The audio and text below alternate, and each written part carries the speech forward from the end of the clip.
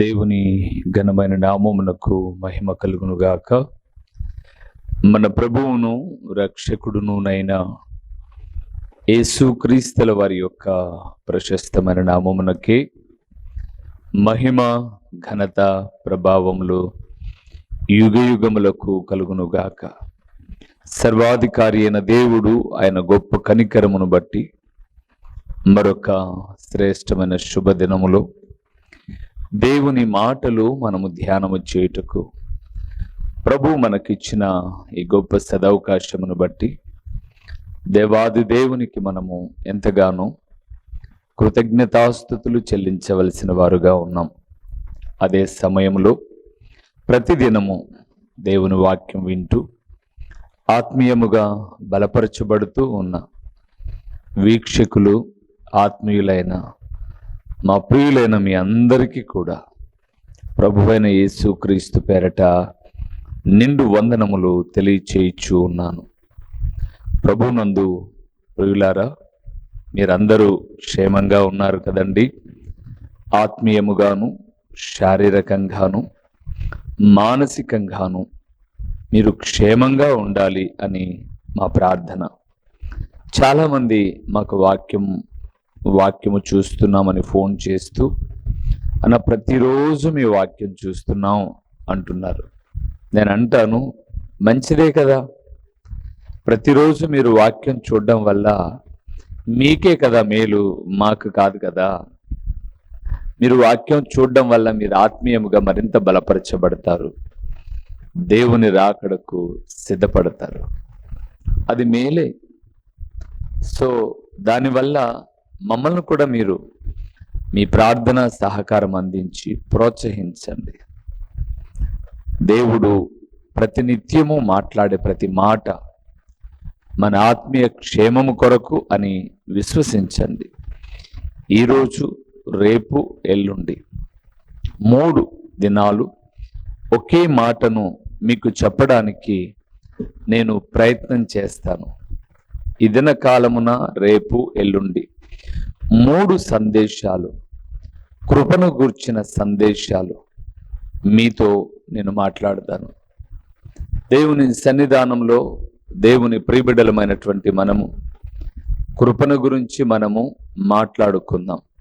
ఈ దినమున మనం ధ్యానం చేయబోతున్న అంశ భాగము ఏమిటి అనగా, దేవుని కృప ఎలా పొందగలము.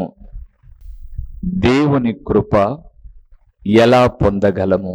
బైబిల్ గ్రంథంలో నా ప్రియ ప్రభుల వారు సౌలును, అనగా ఇశ్రాయేలుల మొదటి రాజు అయిన సౌలును కొట్టివేసిన తర్వాత దావీదును రాజుగా నియమించిన తదుపరి సమూయేలుతో ఆయన మాట్లాడుతున్నాడు. అంటే నియమించక ముందుగానే చెప్పాడన్నమాట, నేను సౌలుకు నా కృపను కొట్టివేసినట్లుగా దావీదుకు నా కృపను నేను కొట్టివేయను అన్నాడు. నేను చాలా పర్యాయములు కృపను గురించి మీతో మాట్లాడుతూ, కృప అనగా అర్హత లేని మనకు అర్హతను కలిగించడమే. ఫర్ ఎగ్జాంపుల్ మీకు జ్ఞాపకం చేస్తాను. ఒక పరుగు పందెంలో 10 మంది పరిగెత్తే మొదట 2వ వానికి బహుమానాలు ఇస్తారు, వారిని అభినందిస్తారు, మరింత పై స్థానానికి వెళ్ళాలని ప్రోత్సహిస్తారు. కానీ 10వ స్థానంలో ఉన్న వారిని ఎవరూ గుర్తించరు, ప్రోత్సహించరు. పర్లేదులే అబ్బాయి, ఎలాగో ఇబ్బంది పడ్డావు, ఈసారికి ప్రయత్నం చేయి అని కూడా చెప్పరు. ఓడిపోయిన వారిని ఎవరు గుర్తించరు, గెలిచిన వారిని అభినందిస్తారు, ప్రోత్సహిస్తారు. కానీ దేవుని కృప ఏంటి అనంటే, ఓడిపోయే వానికి బహుమతిని అందించి నేను నీకు తోడుగా ఉన్నాను అని చెప్పడమే దేవుని కృప.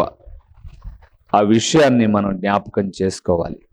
అందుకే ఈ దినాన దేవుని కృప ఎలా పొందగలము, రెండవది దేవుని కృప ఏమి చేస్తుంది, మూడవది దేవుని కృప పోగొట్టుకోకుండా ఎలాంటి జాగ్రత్తలు తీసుకోవాలి, ఇలాంటి సందేశాలు ప్రభు ఆత్మ ప్రేరణ బట్టి మీతో నేను మాట్లాడబోతూ ఉన్నాను.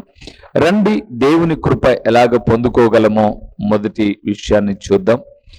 యాకోబు రాసిన పత్రిక, పరిశుద్ధ బైబిల్ గ్రంథము నుంచి యాకోబు రాసిన పత్రిక 4వ అధ్యాయము 6వ వచనాన్ని, ఈరోజు మనం చూస్తున్న ప్రతి మాటలో కూడా కృప, ఈరోజు రేపు ఎల్లుండి కదండి, కృప అనే మాట మీద మాట్లాడుతున్నాం. కాబట్టి దేవుని కృప ఎలాగ పొందుకోగలమో యాకోబు రాసిన పత్రిక 4వ అధ్యాయము 6వ వచనాన్ని మనం చదువుకుందాం.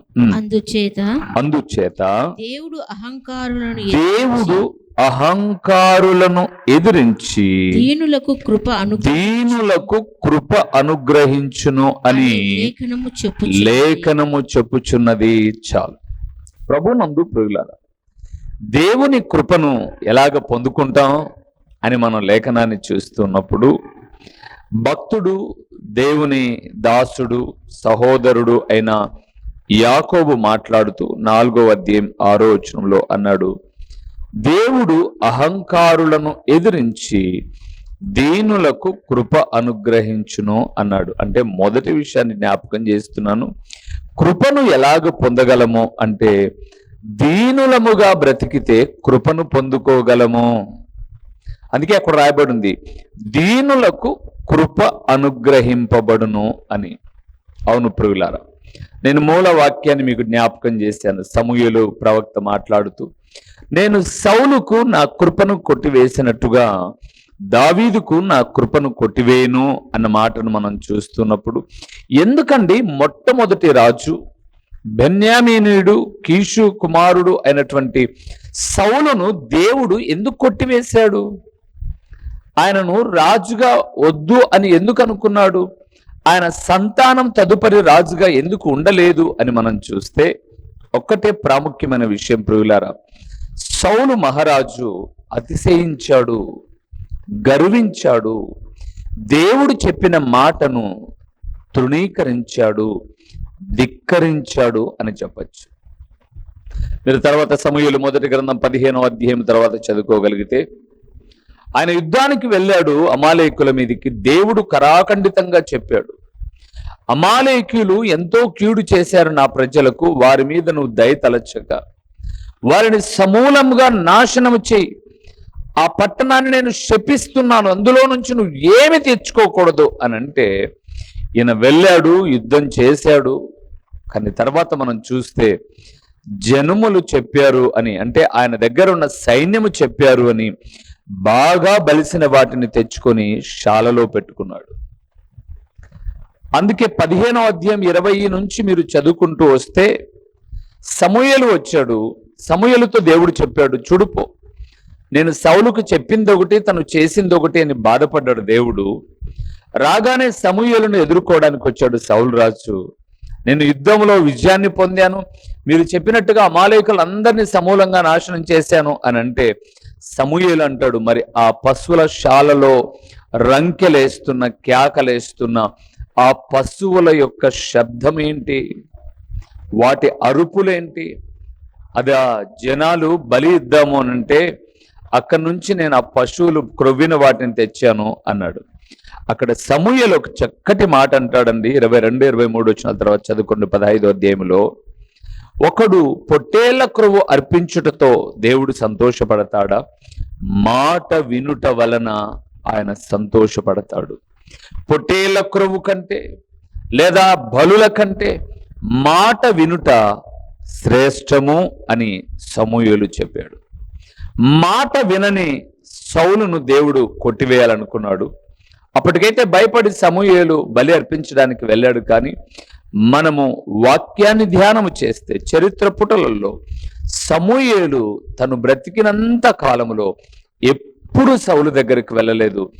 సౌలు కూడా సమూయేలు దగ్గరికి పోలేనటువంటి గర్వాన్ని కలిగి ఉన్నాడు.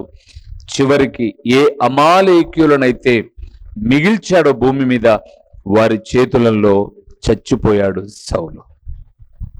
ఇప్పుడు దావీదును ఎందుకండి రాజుగా ఎంచుకున్నాడు? ఒక గొర్రెల కాపరండి దావీదు. ఏమొక రాజు ఫ్యామిలీలో పుట్టినవాడు కాదు. వాస్తవానికి సౌలన్న బెన్యామీను గోత్రికుడు, లేకపోతే కీషు కుమారుడు, ధనవంతుని కుమారుడు సౌలు. దావీదు ధనవంతుని కుమారుడేం కాదు. యెషయా అనబడేవాడు ఒక సామాన్యమైన వ్యక్తి. ఆయన కుమారులు సౌలు యొక్క రాజు యొక్క ఆస్థానములో 2-3 కుమారులు సైన్యములో పనిచేసేవాళ్ళు. పేదవాడండి. మరి ఎందుకు అంత ఉన్నతమైన స్థాయికి దావీదు వెళ్ళాడు? దావీదు అలాంటి ఉన్నతమైన స్థానానికి వెళ్ళడానికి ఏకైక కారణం దావీదు దీనత్వము కలిగి ఉన్నాడు. ఈరోజు ఈ మాట వింటున్న దేవుని కుమారుడా, కుమార్తె, మన జీవితాలలో అహంకారాన్ని మనం కలిగి ఉన్నప్పుడు బైబిల్ గ్రంథం సెలవిస్తుంది, అహంకారము వెంబడి అవమానము వచ్చును అన్నాడు. అది దీనుల ఎడల ఆయన కృప చూపేటటువంటి దేవుడు. అందుకే యెషయా గ్రంథాన్ని కూడా మీరు చదువుతున్నప్పుడు దేవుడు ఎవరి యొద్ద నివసిస్తాడు అని మనం లేఖనాలను ఒకవేళ ధ్యానం చేయవలసి వస్తే ఆయన దీనుల యొద్ద నివసించు దేవుడు అని రాయబడింది యెషయా గ్రంథంలో. ఈరోజు ఈ మాట వింటున్న దేవుని కుమారుడా, దేవుని కృపను ఎలాగ పొందుకోవచ్చో తెలుసా? దీనులముగా ఉండి కృపను మనము పొందుకోవచ్చు. దీనులకు ఆయన కృప అనుగ్రహించే దేవుడు. ఈరోజు ప్రభు మాట్లాడుతున్నాడు, నీవు నివసించే చోటులో, స్థానిక సంఘములో, విశ్వాస జీవితములో దేవుని ఎడల దీనుడవై ఉండు. నా దేవుడు నిన్ను తన కృపకు పాత్రునిగా చేసుకొని బహుగా ఆశీర్వదించే దేవుడు. రెండవ విషయానికి వెళ్దాం. ఎవరికి దేవుడు కృపను అనుగ్రహిస్తాడో రోమీయులకు రాసిన పత్రిక 10వ అధ్యాయము 12వ వచనం. యూదుడని గ్రీసు దేశస్థుడని భేదము లేదు, ఒక్క ప్రభువే అందరికీ ప్రభువై ఉండి, ఆ మాట చూడండి, తనకు ప్రార్థన చేయు వారు అందరి ఎడల కృప చూపుటకు ఐశ్వర్యవంతుడై ఉన్నాడు. ఎంత బాగుంటున్నాయండి బైబిల్ మాటలు. ఆ మాటలు ఒకదాని తర్వాత ఒకటి అద్భుతకరమైన మాటలు ప్రియులారా. ఎవరు దేవుని కృప పొందుకోగలరు అంటే యాకోబు 4:6 ప్రకారముగా దీనులు కృప పొందుకోగలరు. రెండవదండి, ప్రార్థించువారు కృప పొందుకోగలరు. అక్కడ చూసారా 12వ వచనంలో, యూదుడని గ్రీసు దేశస్థుడని భేదము లేదు. మన భాషలోనికి వద్దామా? అమెరికా వాడని, ఆస్ట్రేలియా వాడని, ఆఫ్రికన్ వాడని, భారతీయుడని, పాకిస్తానీయుడని, లేదా ఏ దేశపు వాడని భేదము లేదు. ఒక్క ప్రభువే అందరికీ ప్రభు అయి ఉండి, ఒక్క ప్రభువే ఇప్పుడు నేను చెప్పిన దేశాలు కాదు, ప్రపంచానికి ప్రభు అయి ఉండి ఆయనకు ప్రార్థన చేయు వారి ఎడల కృప చూపువాడు. దేవుని బిడ్డలారా, దీనులకు కృపనుగ్రహించే దేవుడు ప్రార్థన చేసే వారికి కూడా తన కృపను అనుగ్రహించేవాడుగా ఉన్నాడు. ఇంతకీ మాట వింటున్న దేవుని కుమారుడా, ఎన్నో పర్యాయములు దేవుని వాక్యం వింటూ ఉన్నావు, ప్రార్థిస్తున్నావా నువ్వు? కొంతమంది నాతో అంటారండి, ఎందుకు ప్రార్థించాలి, మనం ప్రార్థించక ముందే మన అవసరతలన్నీ మనకు తెలుసు కదా అంటారు. తప్పు కదండి అలాగనడం. మనం ప్రార్థించక ముందు మన అవసరతలు తెలుసు కదా అని అంటే ఇంట్లో మన అవసరతలు గుర్తెరిగే అన్ని మనకి ఇస్తారా?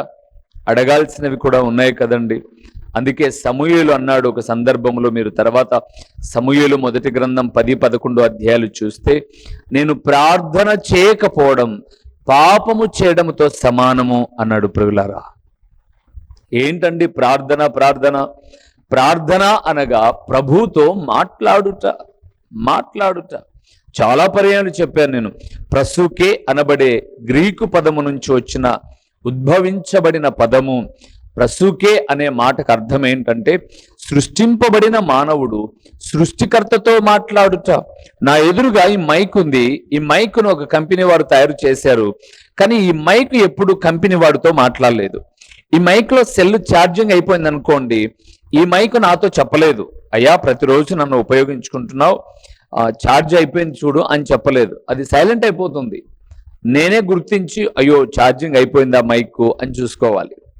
కానీ ప్రతి దినము మాట్లాడగలిగిన సామర్థ్యము కలిగిన వాడు మానవుడు. నోరునిచ్చి జీవమునిచ్చి మాట్లాడుతూ మనకు నేర్పించిన దేవుడు ఆయనతో మాట్లాడాలని కోరుకుంటున్నాడు. ఏమండి, ప్రతిరోజు భార్యాభర్త ఒకే ఇంట్లో ఉండి ఒకరితో ఒకరు మాట్లాడకపోతే ఆ బంధం నిలబడుతుందంటారా? ఆ మధ్యలోనికి అపవాది చొరబడి పాడు చేయడు ఆ దాంపత్యాన్ని. తల్లిదండ్రులు పిల్లలు ఒకే ఇంట్లో ఉండి ఒకరితో ఒకరు మాట్లాడుకోకపోతే అపవాది వచ్చి ఆ బంధాలను పాడు చేయడు. మరి అలాంటప్పుడు ఒకే తండ్రి బిడ్డలమైనటువంటి మనము దేవునితో ఏమాత్రము మాట్లాడక ఆదివారం ఒక్క దినం ఒక 10 నిమిషాలు ఒక గంటో దేవుని సన్నిధానంలో గడిపి ఒక 2 నిమిషాలు ప్రార్థన చేసుకొని మేము వెళ్తాము అంటే మన ఆత్మీయ బంధము పాడైపోదు. అందుకే దేవుడు మాట్లాడుతున్నాడు. దేవుడు ఎవరికి కృపను అనుగ్రహిస్తాడు అంటే దీనులకు కృపను అనుగ్రహిస్తాడు. రెండవది వ్రాయబడింది, దీనులకు కృపనివ్వడమే కాదు, ఆయన ప్రార్థించే వారికి కృప చూపి వారిని ఐశ్వర్యవంతులుగా నిలబెడతాడు అని వ్రాయబడింది. ఐశ్వర్యవంతులుగా. ఈరోజు నువ్వు దేవుని కృపను పొందుకోవాలని ఒక దైవజనుడుగా నిండు మనస్సుతో కోరుకుంటూ చెబుతున్నాను. దీనుడవయుండు దేవుని ఎడల, ప్రార్థించే మనస్సు కలిగుండు. మూడవది ఏం చేయాలో చూద్దాము. ద్వితీయోపదేశ కాండము 7వ అధ్యాయము 12వ వచనాన్ని ఒక్కసారి మనం చూద్దాం. ఎవరు దేవుని కృపను పొందుకోగలరో చూద్దాం ప్రియులారా. మీరు ఈ విధులను విని వాటిని అనుసరించి నడుచుకునే ఎడల నీ దేవుడైన యెహోవా తాను నీ పితరులతో ప్రమాణము చేసిన నిబంధనను నెరవేర్చి నీకు కృప చూపును. చాలు. మూడవది ఎవరు కృప పొందుకుంటారు అనంటే ద్వితీయోపదేశ కాండం 7:12 రాయబడింది, దేవుని ఆజ్ఞలను గైకొను వారు కృప పొందుకుంటారు. ఏ ఆజ్ఞలు? దేవుని ఆజ్ఞలను గైకొనాలి. నేను చాలా సందేశాల్లో చెప్పాను, మీరు విన్నారు అని నేను విశ్వసిస్తూ ఉన్నాను. ఈరోజు ప్రసంగాలు వినడం అలవాటైపోయింది. ప్రొద్దున సాయంత్రం ఏదో ఒక టైంలో చాలామంది మాకు చెప్పే మాట ఏంటంటే, అన్న పలాని సేవకుని వాక్యం చెప్తే మేము లైవ్లో ఉంటాం, ఆ పలాని సేవకురాలు మాట్లాడితే లైవ్లో ఉంటాం, మీ వాక్యాన్ని రోజు చూస్తాం, ప్రతి మెసేజ్ని మేము వింటాం. గుడ్, నేను కాదన్నాను. ఎవరెవరో లైవ్లో ఉన్నావు, మేము చెప్పే వాక్యం వింటున్నావు, ఇవి కాదు దేవుడు చెప్తున్నది. నువ్వు వినడం కాదు ముఖ్యం, గైకుంటున్నావా? వినడమేముందండి, అందరూ వింటున్నారు, కానీ గైకొనేవారు ఎక్కడ? అందుకే బైబిల్ గ్రంథంలో లూకాసు వార్త 8వ అధ్యాయాన్ని మనం చూస్తున్నప్పుడు విత్తనాన్ని పోల్చాడు ప్రభువు. ఒక వ్యవసాయదారుడట విత్తనాలు చల్లడానికి వెళ్ళాడు. కొన్ని త్రోవ పక్కన పడ్డాయి, కొన్ని ముళ్ళ పొదలో పడ్డాయి, కొన్ని రాతి నేలను పడ్డాయి, కొన్ని మంచి నేలను పడ్డాయి.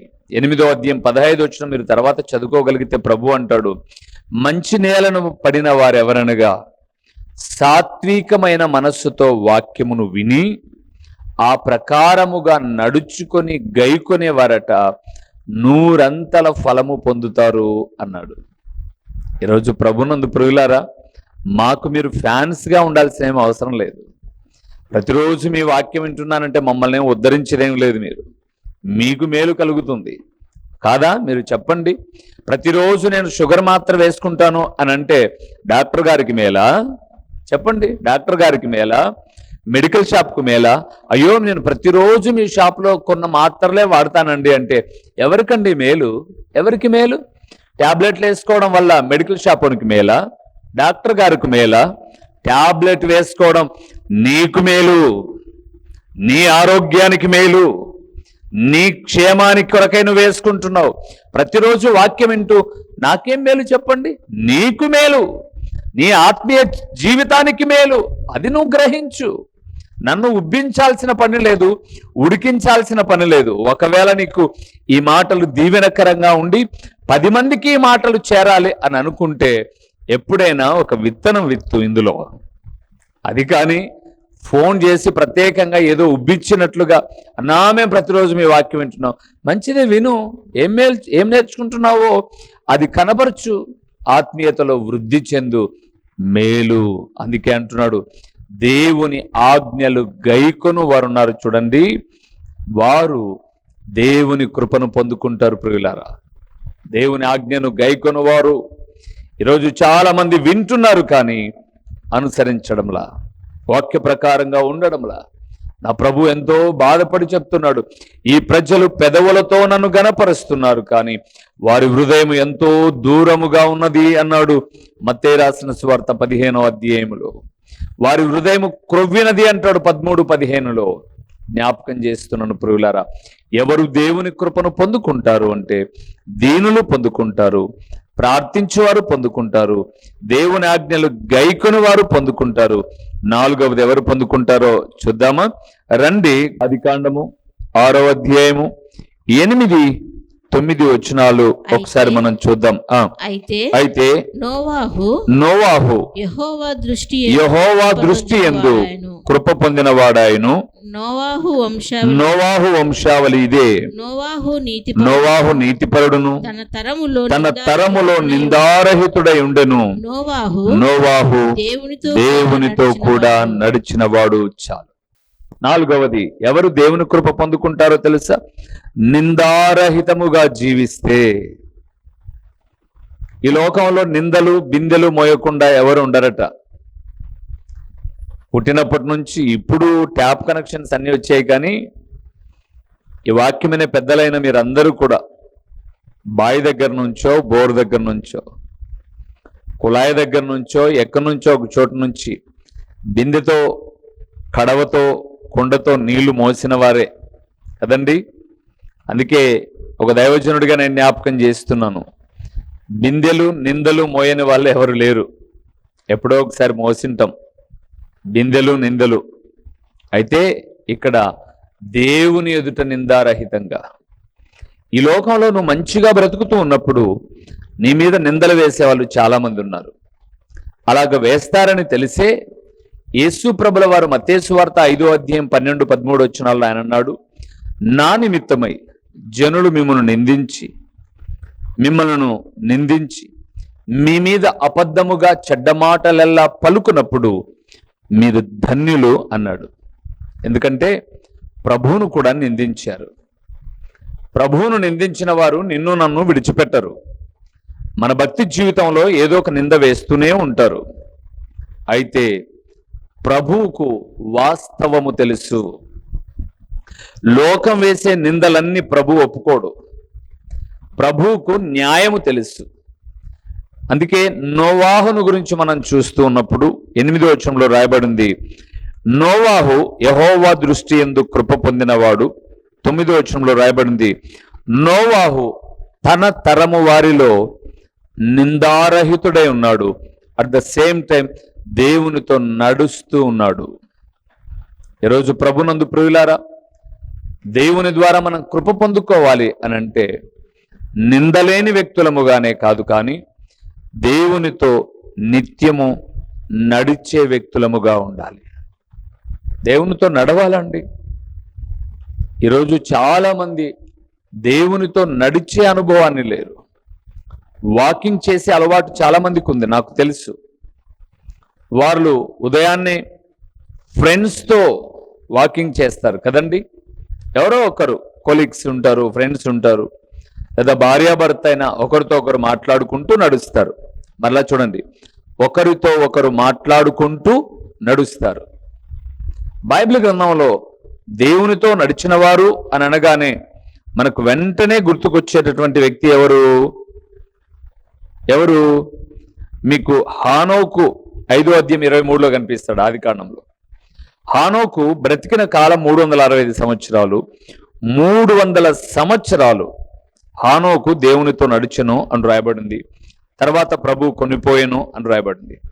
ఆ అధ్యాయం 5వ అధ్యాయం 23వ వచనం దాటగానే 6వ అధ్యాయము 9వ వచనం వచ్చేసరికి నోవాహు కూడా దేవునితో నడిచెను అని రాయబడింది. అంటే మాట్లాడుకుంటూ నడిచే మనం మన ఆత్మీయ జీవితంలో ప్రతిరోజు దేవునితో మాట్లాడుతూ మన ఆత్మీయ జీవితం ముందుకు కొనసాగించడమే దేవుని కృపకు మనము పాత్రులు కావడం. ఈరోజు ఈ మాట వింటున్న దేవుని కుమారుడా, ప్రతిరోజు మీ పిల్లలకు ఫోన్ చేసి మాట్లాడతారు కదండి. వేరే ఊర్లో చదువుకుంటూ ఉంటూనో, ఉద్యోగాల నిమిత్తమై వెళ్ళి ఉంటేనో, లేదా పెళ్లిళ్ళై వేరే చోట ఉంటేనో ప్రతిరోజు మీ పిల్లలతో మీరు మాట్లాడతారు కదా. మరి అలాంటప్పుడు ప్రతిరోజు మనం దేవునితో మాట్లాడుతున్నామా? మనము దేవునితో మాట్లాడుట అంటే ప్రార్థన, ఆయన మనతో మాట్లాడుట అంటే లేఖనాలను పఠించుట, లేఖనాలను ధ్యానము చేయుట. ఈరోజు ఈ మాట వింటున్న దేవుని కుమారుడా, ఒక దైవదాసుడిగా నేను జ్ఞాపకం చేస్తున్నాను.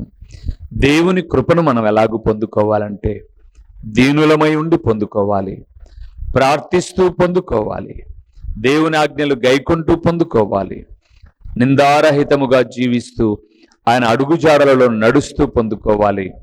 ఇంకా ఉంది, ఆయనను స్తుతిస్తూ కూడా పొందుకోగలము అని ఉంది 2 కొరింథీయులకు 4:13 అయితే నేను వాక్యాన్ని ముగిస్తున్నాను సమయానుకూలంగా. దేవుని కృపకు నువ్వు పాత్రులవైతే అనేకమైన మేళ్ళు ఉన్నాయి. ఇప్పుడు మీరు అడగాలి, దేవుని కృప ఇలాగ పొందుకోవచ్చు అని చెప్పారు, మరి దేవుని కృప మనకి ఏం చేస్తుందన్నా అంటే తర్వాత సందేశంలో మీకు చెప్తాను. తలలో ఉంచండి, కళ్ళు మూసి ప్రార్థన చేద్దాం. దేవుని కృప మనకు ఎలాగ కలుగుతుందో తెలుసుకున్నాం. దేవుని కృప మనల్ని ఏమి చేస్తుందో కూడా కొన్ని విషయాలు ధ్యానం చేద్దాం, ప్రార్థన చేసుకుందాం. మహిమా స్వరూపివైన మా ప్రియమైన పరలోకపు తండ్రి, మహోన్నతుడవైన దేవా, మీ ఘననామమునకు స్తోత్రములు చెల్లిస్తూ ఉన్నాము నాయనా. కృపా సత్య సంపూర్ణుడా, మీ కృపకు మీ దయకు మేము పాత్రులమై ఈ శ్రేష్టమైన సమయములో మీ కృపను మేము ఎలాగ పొందుకోగలమో మీ లేఖనాల్లో నుంచి కొన్ని విషయాలు మేము ధ్యానము చేశాము నాయనా. ఈ లక్షణాలన్నీ కూడా మీ హృదయానుసారుడైన దావీదు జీవితంలో ఉన్నాయి. మా జీవితాలలో కూడా ఈ లక్షణాలను మేము అలవర్చుకొని మీ కృపకు పాత్రులమై మీతో నడుస్తూ మీ నిత్యత్వాన్ని స్వతంత్రించుకోవడానికి సహాయం చేయండి. నాయనా, ఈ వాక్యం వింటున్న బిడలు మీ కృపలో మీ దయలో తమ కుటుంబాలు నిత్యత్వాన్ని స్వతంత్రించుకోవడానికి సహాయం చేయండి. ప్రకటించబడిన పరలోకపు సంగతులు వ్యర్థముగా పోకుండా సారవంతమైన నేలను పడిన విత్తనము వలె 30 60 100 ఫలింపచేసి మీ ఘననామానికి మహిమ ఘనత ప్రభావములు మీరు కలుగు చేసుకునమని ఎంతైనా నమ్మదగిన దేవుడవైన మీకు స్తుతులు చెల్లించుకుంటూ యేసు నామములో అడిగి పొంది ఉన్నాము తండ్రి, ఆమేన్. మా చిరునామా దైవజనులు బ్రదర్ ఓ రూబేన్ గారు, క్రీస్తు ప్రార్థనా మందిరం, డోర్ నెంబర్ 1-10-386, నగరిగుట్ట, పులివెందుల, కడప జిల్లా. మీ ప్రార్థనా అవసరాల కొరకై సెల్ నంబర్ 9989067409.